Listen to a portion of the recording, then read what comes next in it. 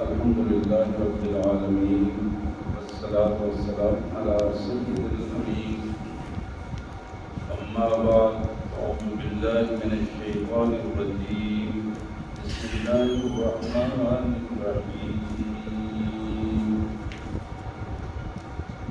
والشمس وضحاها والقمر إذا تلاها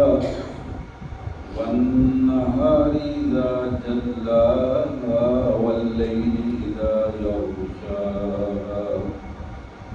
والسماء وما بناها والأرض وما طحاها ونفس وما سواها فألهمها فجورها وتقواها قد أفلح من زكاها وقد خاب من دساها. آمنت بالله صدق الله العظيم. اللهم صل على سيدنا ومولانا محمد وعلى آل سيدنا ومولانا محمد وبارك وسلم. اللهم صل على جميع الأنبياء والمرسلين وعلى الملائكة المقربين وعلى سائر الصحابة والتابعين وعلى عباد الله الصالحين. اللہ کے پاک کلام قرآن مجید میں 30واں پارہ ہے اور 30ویں پارے کی سورہ شمس بڑی معروف سورہ مبارک ہے. سورہ شمس کی پہلی 10 آیات میں نے تلاوت کی ہیں. ان مبارک آیات کا سادہ سا ترجمہ اور مفہوم اس طرح ہے: اللہ کے مبارک نام سے جو بڑا مہربان بہت زیادہ رحم کرنے والا ہے. والشمس وضحاها، قسم ہے سورج کی اور سورج کی اس کیفیت کی کہ وہ پوری کائنات کو چڑھ کے روشن کر دے. والقمر اذا تلاها، اور قسم ہے چاند کی کہ وہ چاند جب طلوع ہوتا ہے تو پھر سورج کی اس حدت کو کم کر کے مٹھاس اور خوبصورتی کا اندھیرا چھا جاتا ہے. والنہار اذا جلاها، اور قسم ہے دن کی کہ جب وہ پوری طرح روشن ہو جائے. واللیل اذا یغشاها، اور قسم ہے رات کی کہ جب وہ پوری طرح چھا جائے. والسماء وما بناها، اور قسم ہے آسمان کی اور آسمان کو جس طرح کھڑا کیا گیا بغیر ستونوں کے اس کی جو تعمیر کی گئی اس کی قسم ہے. والارض وما طحاها، اور قسم ہے اس زمین کی کہ جس طرح اس کو بچھایا گیا اور اس کو ہموار کر کے رکھا گیا. پہلی 6 آیات میں ان ساری چیزوں کو گنوا کر تاکیداً ان کی قسم اٹھا کر اللہ نے فرمایا وَنَفْسٍ وَمَا سَوَّاهَا، قسم ہے نفس کی اور پھر اس نفس کو جس طرح ہم نے ترتیب دیا ہے اس ترتیب کی کیفیت کی تاکید کو سمجھو. اس کی بھی ہم قسم اٹھا کے تمہیں بتا رہے ہیں. فَأَلْهَمَهَا فُجُورَهَا وَتَقْوَاهَا، اس نفس کو ہم نے نیکی اور بدی دونوں اس کے اندر ودیت کر دی ہے. فَأَلْهَمَهَا فُجُورَهَا وَتَقْوَاهَا، نیکی اور بدی، شر اور خیر دونوں اس کے اندر ہم نے رکھ دیے ہیں. قد افلح من زکاها، جس شخص نے اپنے اندر کو پاک کر لیا، تزکیہ نفس کر لیا، یقیناً وہ کامیاب ہے. یقیناً وہ کامیاب ہے. اس نفس کی شرارتوں کے باوجود اس پر اس نے اپنے ضبط کیا اور کنٹرول کر لیا. قد افلح من زکاها وقد خاب من دساها، جو نفس کا بندہ بن گیا نفس کو پوجنا شروع کر دیا، اس کی ماننی شروع کر دی، اپنے نفس کے کہنے پر چل نکلا، یہی وہ شخص ہے جو نامراد ہوگا، ناکام ہوگا اس دنیا میں اور آخرت میں، ذلت و رسوائی اور تباہی اس کا مقدر ہوگی۔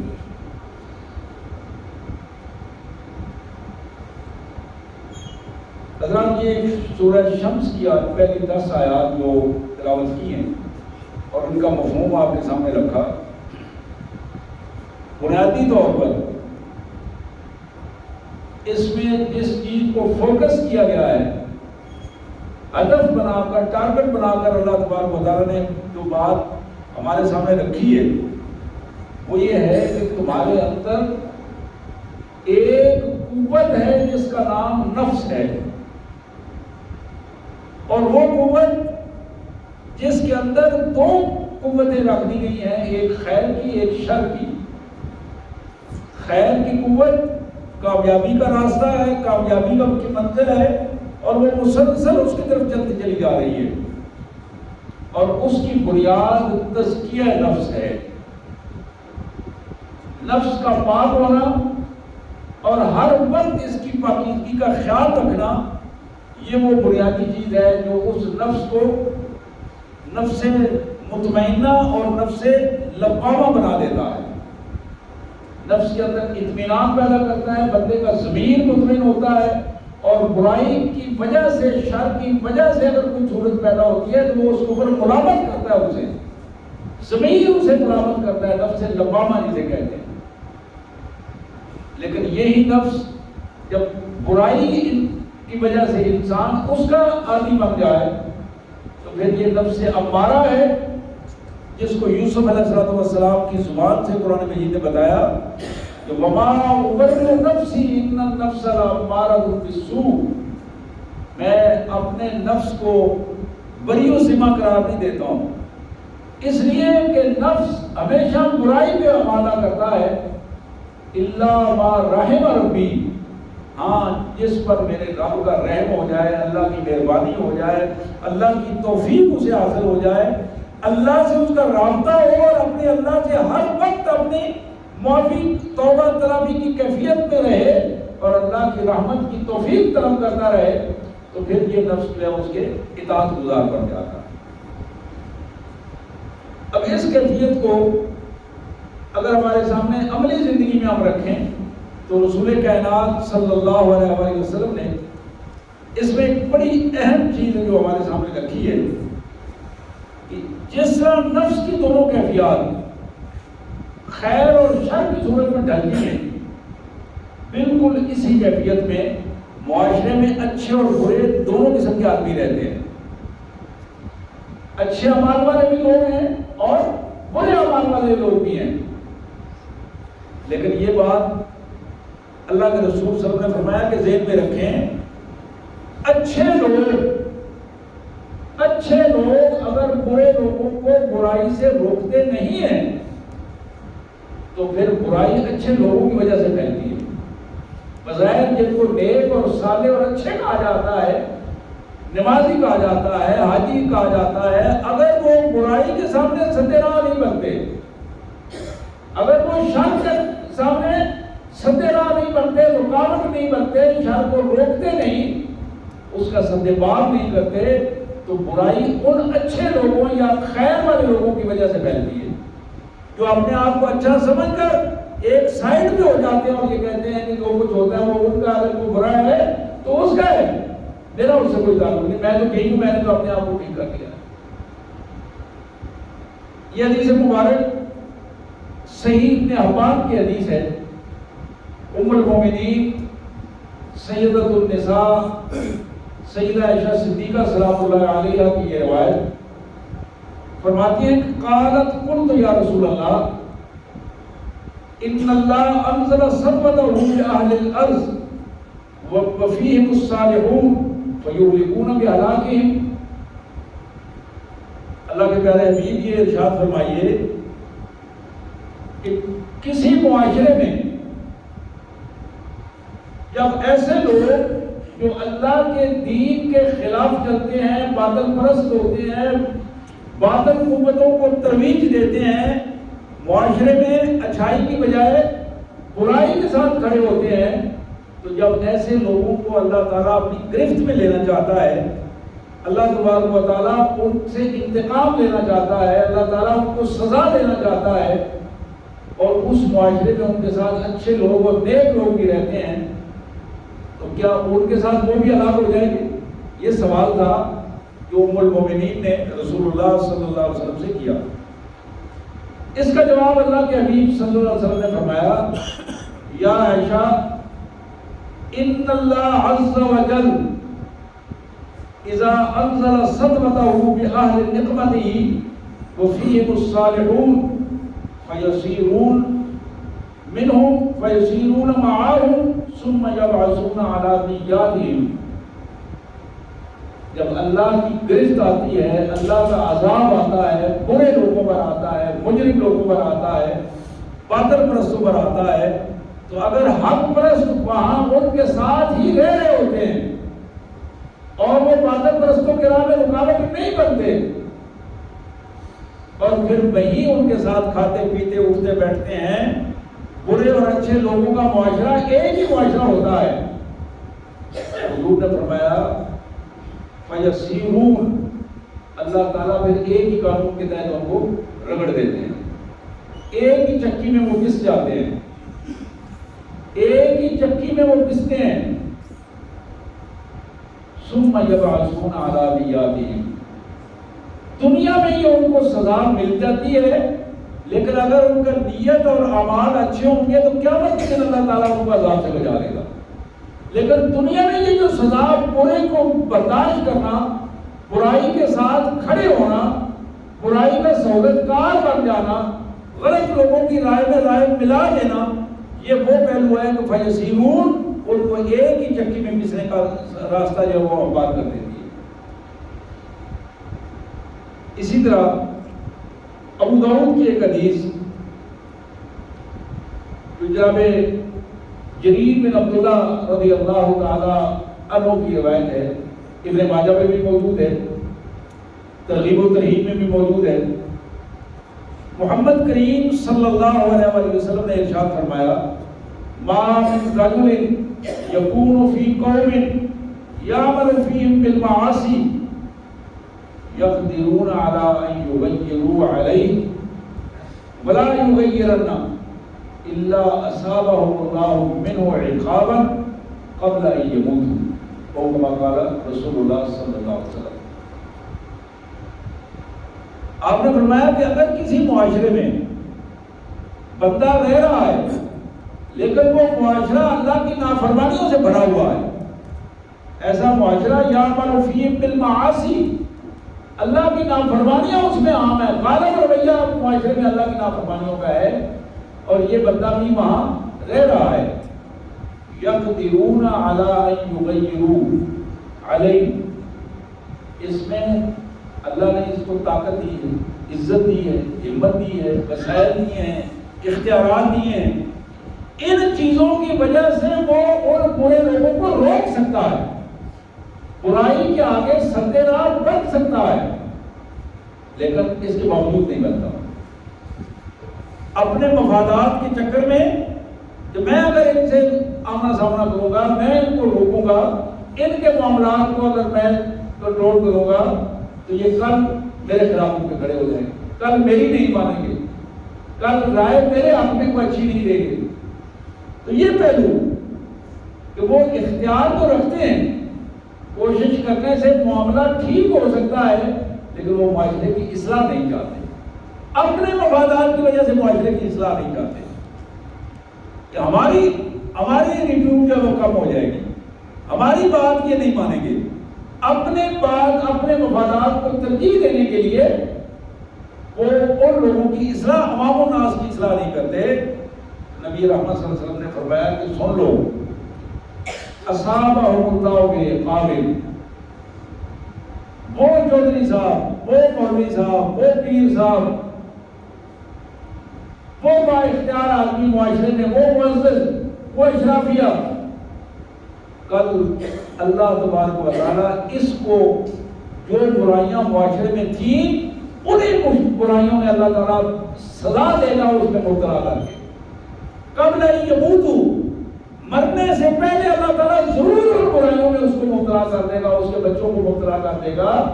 جن برائیوں سے وہ دوسروں کو نہیں روک رہا تھا.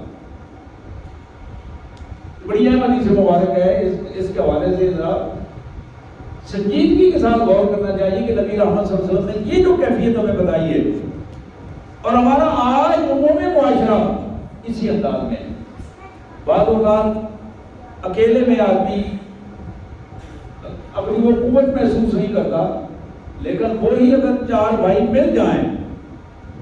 اللہ کی رضا کے لیے، اللہ کی دین کے قائم کرنے کے لیے، اللہ کے لیے اپنے محلے میں، اپنے گلی محلے میں، اپنے گاؤں میں کوئی اصلاح کا ایسا نظام بنا دے، برائیوں کے آگے کوئی ایسا سدے باب کر دیں، تو یہ چیز ان کی اپنی نسلوں کو بھی بچانے والی ہے اور آئندہ کل قیامت والے دن ان کے لیے آسانی کا معاملہ پیدا کرنے والی ہے. اب اس سے آگے آپ ذرا دیکھیے، جناب محمد کریم صلی اللہ علیہ وآلہ وسلم نے ارشاد فرمایا، یہ جناب عبداللہ بن عمر کی روایت ہے، مستدرک حاکم میں ترغیب و ترہیب میں، حضور نے فرمایا کہ اذا رأیت امتی تہاب ان تقول للظالم یا ظالم فقد تودع منہم، جب تم دیکھو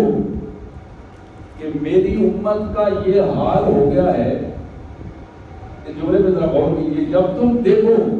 اذا رأیت، جب تم دیکھو امتی، میری امت کو، تہابا، کہ وہ گھبرا رہے ہیں، ڈر رہے ہیں، پریشان ہو گئے ہیں، ان تقول للظالم یا ظالم، کسی ظالم کو ظلم کرتے ہوئے اسے ظالم کہنے سے گھبرا گئے، ڈر گئے، پریشان ہو گئے. اب یہ ظالم جو ہے وہ میری طرف آئے گا. ظالم کو ظالم کہنا ان کی زبانیں بند ہو گئی، اکیلے اکیلے ہو گئے، بکھر گئے، معاشرے کو انہوں نے ظالموں کے حوالے کر دیا اور ظالم کو ظالم کہنے والا کوئی نہیں ہوگا. حضور نے فرمایا فقط تودع منہم، تو پھر ان حالات میں سب سے بہتر رویہ یہ ہے کہ تم ان کو الوداع کہہ کر ایک سائڈ پہ ہو جاؤ، اس معاشرے کو چھوڑ دو. جس معاشرے میں تم ظالم کو ظالم نہ کہہ سکو، اس معاشرے کو چھوڑ کر ایک سائڈ پہ ہو جاؤ، اس معاشرے کا حصہ نہ بنو، اس معاشرے کی صحبت کاری نہ کرو، اس معاشرے میں رہ کر غلط لوگوں کے لیے آسانیاں پیدا نہ کرو. اللہ کے حبیب صلی اللہ علیہ وآلہ وسلم نے اس کیفیت میں اس صورتحال کو ہمارے سامنے رکھا. اب یہ تو ایک معاشرتی ایک بات تھی، معاشرے میں معاملات انفرادی بھی چلتے ہیں اور اجتماعی بھی چلتے ہیں. سب سے اہم بات یہ ہے کہ بندے کی اپنی ذاتی زندگی جس سے اجتماعی زندگی بنتی ہے. ایک انسان ہے، اب ظاہر ہے ایک انسان گھر میں، اس کے والدین ہیں، بہن بھائی ہیں، بیوی بچے ہیں، مل کے ایک گھر کا ایک چھوٹا سا یونٹ بنتا ہے. یہ جو چھوٹا سا یونٹ گھر کا ہے، یہی پھر یونٹ برادری بنتی ہے. جہاں 2 4 5 10 گھر اکٹھے ہوں، وہ برادری کا ایک محلہ بن جاتا ہے. ایک ہی انداز میں وہ 4 گھر رہنا شروع کر دیتے ہیں، پتہ ہوتا ہے یہ فلاں برادری، یہ فلاں برادری، یہ فلاں برادری. اب یہ اجتماعیت کی جو بنیاد ہے وہ اکیلے انسان کا کردار ہے، اس سے اجتماعیت شروع ہوتی ہے. اب آئیے وہ حدیث پاک سید کائنات صلی اللہ علیہ وسلم کی سنیے. حضور صلی اللہ علیہ وسلم کی یہ حدیث جناب ثوبان رضی اللہ تعالیٰ عنہ کی یہ روایت ہے، ابن ماجہ کی روایت ہے. حضور فرماتے ہیں لَأَعْلَمَنَّ أَقْوَامًا مِّنْ أُمَّتِي، میں بخوبی اپنی امت کے ان لوگوں کو جانتا ہوں. لَأَعْلَمَنَّ، میں بخوبی جانتا ہوں، یعنی بالکل روزے روشن کی طرح میرے سامنے وہ باتیں ہیں. اللہ نے مجھے وہ ساری چیزیں بتا دی ہیں اپنی امت کے حوالے سے. یاتون یوم القیامہ بِأَعْمَالٍ جِبَالِ الطَّعَامَ بَیْضَاء، جو کل قیامت کے دن یہ جو پہاڑی سلسلہ تہامہ کا ہے، یہ نجد کا سارا سلسلہ تہامہ کے ساتھ ساتھ جو چلتا تھا، سفید پہاڑ تھے. حضور نے فرمایا کہ ان پہاڑوں کی طرح جتنے یہ بڑے ہیں، ان کی طرح وہ لوگ بڑے بڑے اعمال لے کے آئیں گے اللہ کے حضور. اب اب پہاڑوں جتنے اعمال کا آپ اندازہ کر سکتے ہیں کہ وہ یعنی وہ نیک لوگ ہوں گے، بظاہر نمازیں پڑھنے والے لوگ ہوں گے، زکاتیں دینے والے لوگ ہوں گے، حج کرنے والے لوگ ہوں گے، عمرہ کرنے والے لوگ ہوں گے. پہاڑوں جتنے پہاڑوں کا سلسلہ آپ نے فرمایا کہ اتنے وہ اعمال لے کے آئیں گے. فَيَجْعَلُهَا هَبَاءً مَنْثُورًا، فَيَجْعَلُهَا اللَّهُ هَبَاءً مَنْثُورًا. ان کے اعمال جب اللہ کے سامنے پیش کیے جائیں گے، اللہ تعالیٰ ہوا میں ذروں کی طرح اڑا دے گا. ایک ذرے کی بھی ان کی قیمت نہیں لگے گی، اجر نہیں ملے گا ان کو ایک ذرے کا بھی. فَيَجْعَلُهَا اللَّهُ هَبَاءً مَنْثُورًا. اللہ تعالیٰ ذروں کی طرح، جس طرح ذرے ہوا میں اڑ جاتے ہیں، خاک ہوا میں اڑ جاتی ہے، اس طرح ذرات کی طرح ان کو اڑا دیں گے. قال ثوبان یا رسول اللہ صفهم لنا حلهم لنا. اللہ کے پیارے حبیب ایک بڑے جذباتی انداز میں حضرت ثوبان نے عرض کیا یا رسول اللہ صلی اللہ علیہ وسلم، یہ ایسے لوگوں کی صورتحال ہمیں بتا دیں، مہربانی کریں، آپ کے حالات بتا دیں. کیوں بتا دیں؟ لا نکون منہم، تاکہ ہم ان میں سے نہ ہو جائیں، یہ ہماری حالت نہ بن جائے. وَنَحْنُ لَا نَعْلَمُ، ایسا نہ ہو کہ ہم دنیا سے جائیں کل قیامت کے دن ہمیں پتہ بھی نہ ہو اور اعمال لے کے جائیں اور ہمارے اعمال سارے ضائع ہو جائیں. تو میرے آقا ہمیں تفصیل کے ساتھ یہ ارشاد فرما دیں تاکہ ہم اس سے بچ سکیں. حضور نے فرمایا قال اما انہم اخوانکم، وہ کوئی دوسرے نہیں ہیں، وہ تمہارے بھائی ہیں، تمہارے اپنے معاشرے کے لوگ ہیں، وہ تمہارے اپنے لوگ ہیں، تمہارے ساتھ نمازیں پڑھنے والے لوگ ہیں، تمہارے ساتھ دن اور راتیں گزارنے والے لوگ ہیں. اما انہم اخوانکم ومن جلدتکم، اور وہ تمہیں میں سے ہیں، تمہاری برادریوں، تمہاری امت اور تمہارے ساتھیوں میں سے وہ ساتھی ہیں تمہارے. حضور نے فرمایا یاخذون من اللیل کما تاخذون، جس طرح تم راتوں کو گزارتے ہو، تم عشاء کی نماز پڑھتے ہو، اسی طرح وہ بھی تمہارے ساتھ عشاء کی نماز پڑھتے ہیں. جس طرح تم دن گزارتے ہو وہ بھی دن گزارتے ہیں. تو بظاہر ایک پردہ پوشی ہے، پردہ پوشی ہے اور ستار عیوب بھی ہے، کسی کو کسی کے عیبوں کا اندازہ نہیں ہے. ہم ایک دوسرے کو اچھی نظروں سے دیکھتے ہیں اور اپنے آپ کو اور دوسروں کو نیک سمجھتے ہیں. حضور نے فرمایا وَلَكِنَّكُمْ قَوْمٌ إِذَا خَلَوْا بِمَحَارِمِ اللَّهِ انتهكوها. لیکن یہ وہ لوگ ہیں کہ جب یہ اکیلے ہوتے ہیں اپنے کمروں میں، اپنے بیڈ پر اکیلے ہوتے ہیں، کسی جگہ پر ان کو اکیلے ہونے کا موقع مل جاتا ہے، تو پھر اللہ کی حرام کی ہوئی چیزوں میں مبتلا ہو جاتے ہیں. اکیلے میں اللہ کا خوف انہیں نہیں ہوتا، اکیلے میں اللہ سے ڈرنے کی بجائے، اللہ کے حرام چیزوں سے بچنے کی بجائے حرام معاملات میں مبتلا ہو جاتے ہیں. انتہا، اور یہی ان کی مشغولیت ہے جو نے ان کے سارے اعمال کو تباہ و برباد کر کے رکھا. اب یہ حدیث مبارک آپ ذرا غور کریں اس حدیث مبارک پر. ہمارے پاس تو اعمال پہلے ہی بہت کم ہیں اور پھر ہمیں اندازہ نہیں ہے کہ ان اعمال کی قبولیت کی کیا پوزیشن ہے. تھوڑا سرمایہ اور وہ بھی کتنی قیمت اس کی لگے گی ہمیں یہ بھی اس کا بھی اندازہ نہیں. اور جو کچھ ہے اگر نعوذ باللہ اللہ معاف کرے وہ بھی ہاتھ سے نکل گیا، آپ اندازہ کریں گے کہ اس کی کیفیت کیا بنے گی. یہاں جس چیز پر اس حدیث میں فوکس کیا گیا کہ تم اپنی انفرادی زندگی کو، اکیلی زندگی کو پاکیزہ بنانے کی کوشش کرو. جس بندے کی خلوت پاکیزہ ہے،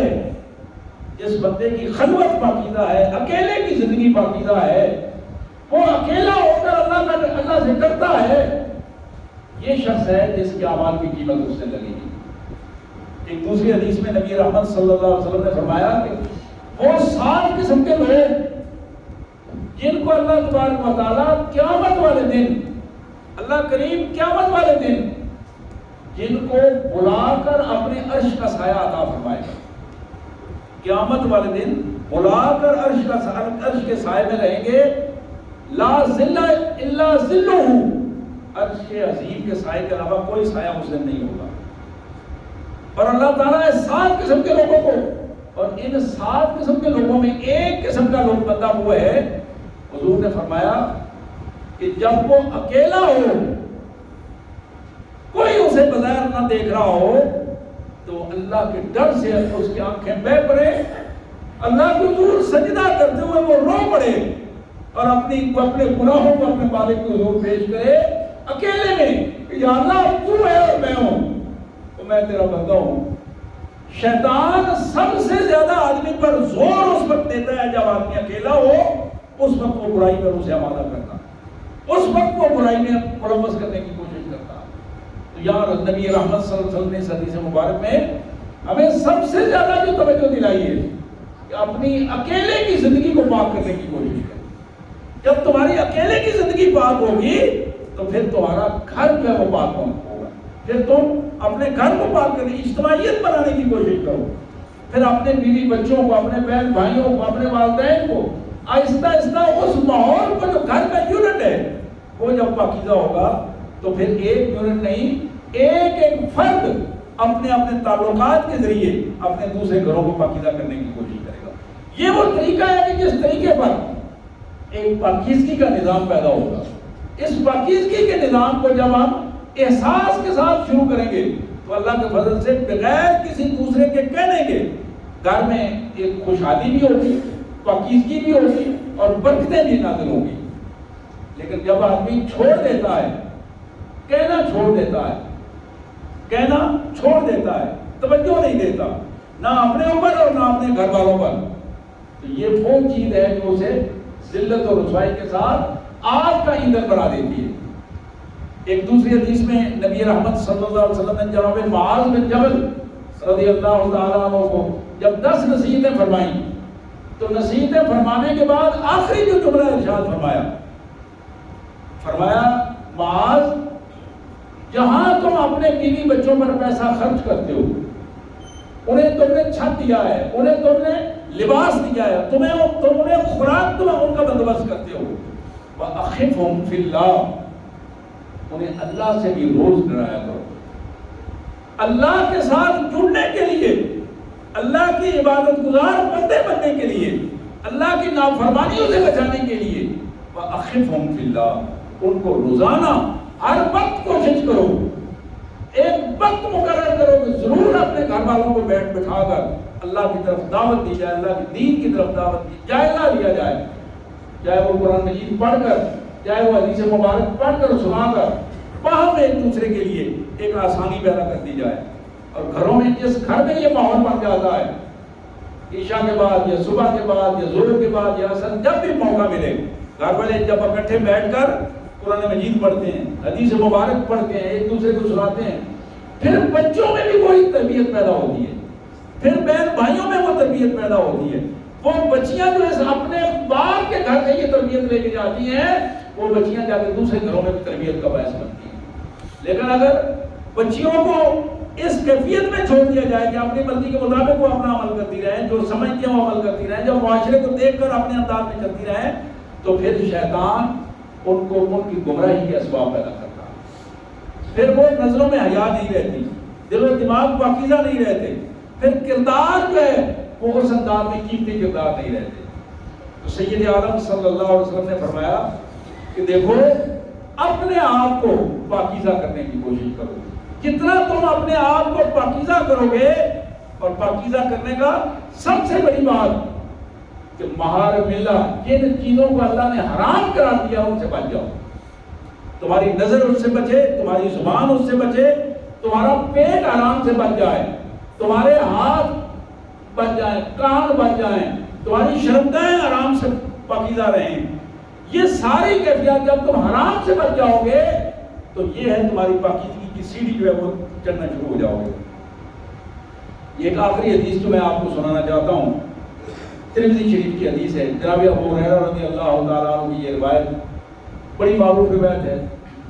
ممکن ہے کئی دفعہ آپ نے سنی ہو، یاد دہانی کے لیے پھر اس پہ ذرا توجہ سے سنیے۔ جناب ابو ہریرہ کہتے ہیں ان رسول اللہ صلی اللہ علیہ وسلم قال من یأخذ منی هذه الکلمات فیعمل بہن او یعلم من یعمل بها، تم میں سے کون ہے ایسا جو میں یہ چند باتیں بتاؤں اور ان باتوں پر خود بھی عمل کرے مجھ سے لے کر، اور جو عمل کر رہے ہیں ان کو بھی ان کی اہمیت بتائے اور وہ آگے اس بات کو چلائیں۔ جناب ابو ہریرہ کہتے ہیں کہ رسول اللہ صلی اللہ علیہ وسلم نے جب یہ ارشاد فرمایا قلت انا یا رسول اللہ، تو میں نے فوراً عرض کیا، میں ساتھ ہی بیٹھا تھا، میں نے فوراً عرض کیا میرے آقا میں تیار ہوں، میں حاضر ہوں، مجھے ارشاد فرمائیے، وہ باتیں مجھے بتائیے، میں خود بھی عمل کروں گا، دوسروں کو بھی بتاؤں گا۔ تو ابو ہریرہ کہتے ہیں فاخذ بیدی وعد خمسا، حضور نے اس طرح میرا ہاتھ پکڑ لیا۔ غور کیجیے، یہ بڑی کمال قسم کی بات ہے اور بڑی اعزاز کی بات ہے کہ بڑے پیار سے حضور صلی اللہ علیہ وسلم نے فاخذ بیدی، میرے ہاتھ کو مضبوطی سے تھاما، وعد خمسا، اور ایک ایک چیز بتا کر اس طرح انگلیوں پہ مجھے 5 چیزیں گنوائیں تاکہ ذہن میں بیٹھ جائے، اور یہ آپ نے فرمایا کہ یہ باتیں ذہن میں بٹھاؤ اور اس کے مطابق عمل کرو اور دوسروں تک پہنچاؤ۔ سب سے پہلی بات آپ نے جو ارشاد فرمائی، فرمایا اتق المحارم تکن عابد الناس، اللہ کی حرام کی ہوئی چیزوں سے بچ جاؤ، تم اللہ کے بہترین محبوب بندوں میں شامل ہو جاؤ، اللہ کے محبوب بندوں میں، اس لیے کہ حرام کھانے والا شخص کی عبادت قبول نہیں ہوتی۔ حرام کھانے والا شخص، حرام اپنی اولاد کو کھلانے والا شخص، یاد رکھیں کہ وہ کبھی بھی کامیاب نہیں ہو سکتا، اس کا سجدہ قبول نہیں ہوتا،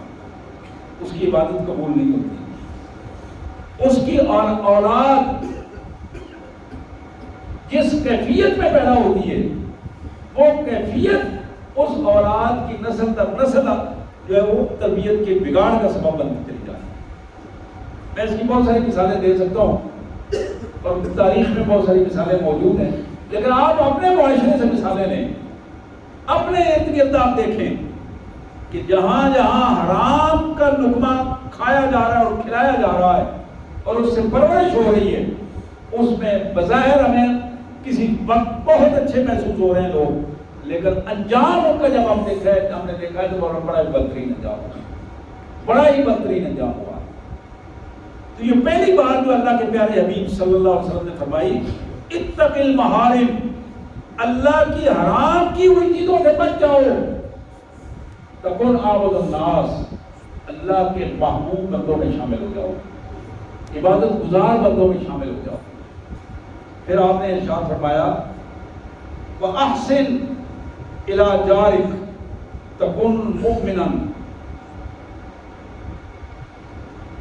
اپنے پڑوسی کے ساتھ اچھے تعلقات رکھو، اس نے سلوک سے رہو، انتظار نہ کرو کہ وہ تمہیں سلام کرے، انتظار نہ کرو کہ وہ تمہیں کچھ تحفہ بھیجے، بلکہ تم احسان کا مطلب ہے تم آگے بڑھ کر اس کے ساتھ تعلق بناؤ، وہ نہ بنائے تو پھر بھی بناؤ، تو تم دیکھو گے تکن مومنا، تم محفوظ زندگی گزارو گے۔ محفوظ مومن ہوتا ہے جو ہر شر سے بچ جائے، تم اللہ کے یہاں بھی مومن بن جاؤ گے اور گلی محلے میں رہتے ہوئے بھی اللہ تعالیٰ تمہاری حفاظت فرمائے گا، تم ایک بہترین محفوظ شخص بن جاؤ گے جو اپنے پڑوسیوں کے ساتھ احسان کا رویہ اختیار کرتا ہے۔ تیسری بات آپ نے ارشاد فرمائی تھی وَارْضِ بِمَا قَسَمَ اللَّهُ لَكَ تَكُنْ أَغْنَى النَّاسِ، اللہ نے جو تمہارے لیے رزق، عزت، عمر، جس چیز کو اللہ نے تمہارے لیے طے کر دیا ہے اس پر خوش ہو جاؤ، راضی ہو جاؤ، واضح خوش ہو جاؤ، راضی ہو جاؤ، اور اللہ پر توکل کرتے ہوئے خوشی سے جو ملا ہے اس کو اللہ کی تعریف کرتے ہوئے خوشی سے اس کو کھاؤ پیو، خوشی سے اس عزت میں رہو، خوشی سے اس وقت کو گزارو۔ اللہ کے رسول صلی اللہ علیہ وسلم نے فرمایا اغنى الناس، تمہیں دنیا کے پریشانیوں اور آزمائشوں سے اللہ تعالیٰ بچا دے گا، غنی ہو جاؤ گے، مطمئن ہو جاؤ گے۔ یہ جو جگہ جگہ پہ ٹھنڈے لگتے ہیں، جگہ جگہ پہ آدمی گرتا ہے اپنے تفکرات کی وجہ سے، تو